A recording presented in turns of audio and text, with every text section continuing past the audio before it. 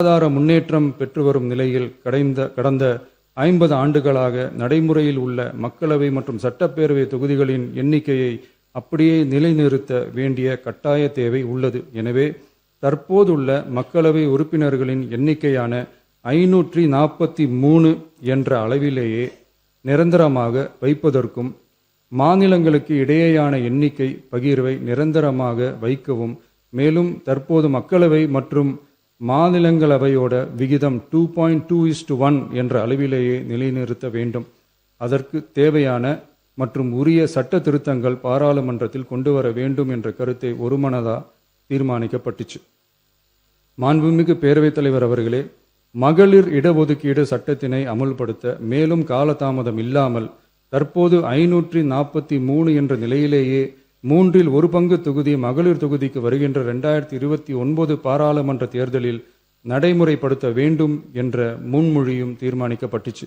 ஆகவே மேற்கூறிய காரணங்களால் தமிழ்நாட்டில் உள்ள அனைத்து சட்டமன்ற கட்சியின் தலைவர்களும் ஒருமித்த கருத்தோடு தமிழ்நாட்டை முன்னிறுத்தி கட்சி வேறுபாடின்றி ஒருமித்த குரலில் பேச வேண்டும் என்ற கருத்தை வலியுறுத்தி நாம முன்மொழிகிற தீர்மானத்தை ஒருமனதாக நிறைவேற்றி தருமாறு கேட்டுக்கொள்கிறோம். தொகுதி மறுவரையறை மற்றும் மகளிர் இடஒதுக்கீடு அரசினர் தனி தீர்மானம். தமிழ்நாடு உள்ளிட்ட அனைத்து மாநிலங்கள் மற்றும் யூனியன் பிரதேசங்களில் மக்களவை சட்டப்பேரவை உறுப்பினர்களின் எண்ணிக்கையானது கடந்த 50 ஆண்டுகளாக 1971ஆம் ஆண்டினுடைய மக்கள் தொகை கணக்கெடுப்பு புள்ளி விவரங்களின்படி நிர்ணயிக்கப்பட்டு தேர்தல்கள் நடத்தப்பட்டு வருகிறது. ஏப்ரல் 2026இல் பாராளுமன்றத்தில் கடந்த 50 ஆண்டு கால தொகுதி மறுவரையறை தடையை நீக்கவும், 2011ஆம் ஆண்டு மக்கள் தொகை கணக்கெடுப்பு அடிப்படையில் தொகுதி மறுவரையறை செய்திடவும், மக்களவை உறுப்பினர்களின் எண்ணிக்கையை 550 850ஆக அதிகரிக்கவும் கொண்டுவரப்பட்ட அரசியலமைப்பு சட்ட திருத்த மசோதா தோல்வியடைந்தது.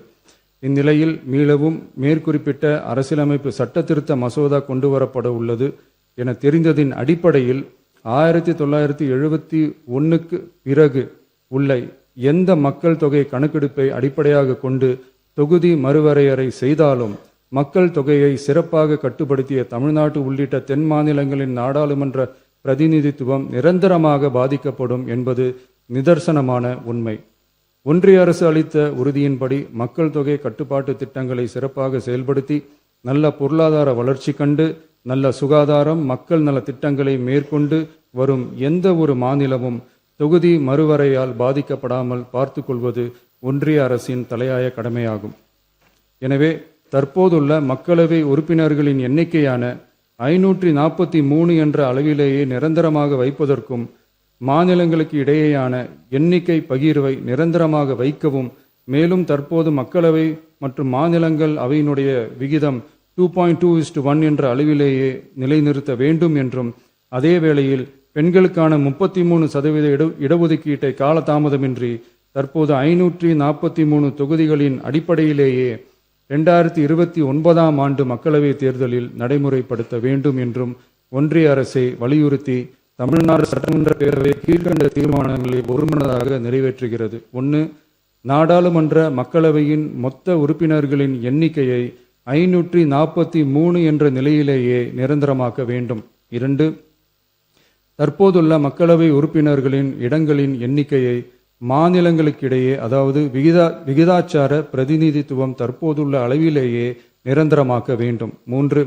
வரவிருக்கும் மக்களவை பொது தேர்தலிலும் அதன் பிறகு சட்டமன்ற பொது தேர்தல்களிலும் 1/3 பங்கு தொகுதி ஒதுக்கீட்டு பலனை பெண்கள் பெறுவதை உறுதி செய்ய வேண்டும் என ஒன்றிய அரசை தமிழ்நாடு சட்டமன்ற பேரவை ஒருமனதாக வலியுறுத்துகிறது.